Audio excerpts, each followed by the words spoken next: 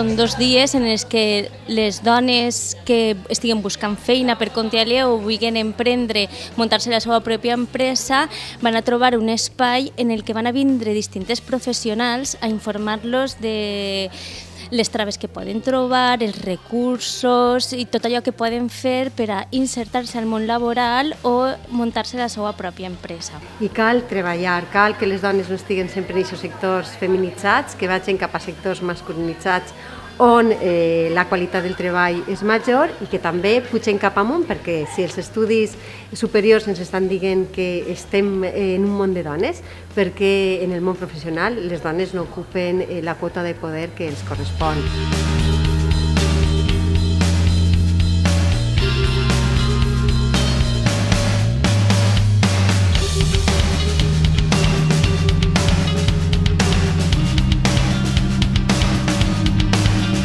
Quería que participasen, que viviesen en primera persona lo que supone inscribirse en una oferta, lo que supone inscribirse en un curso de formación, y la respuesta yo creo que ha sido muy buena. I te dona molt que pensar, que lo importante és tindre un treball, però sobretot treballar en lo que realment t'agrada i lo que t'apassiona, i lo que te fa alçar-te un dilluns de matí i me'n vaig a treballar en alegria.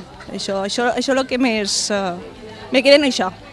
És important que des dels municipis locals se promoguen aquests actes perquè la majoria de dones que estan en situació de desempleo necessiten escoltar altres dones que ho han aconseguit, perquè això són referents. És com donar-los un poc d'energia i dir-los és possible. Costa, però és possible.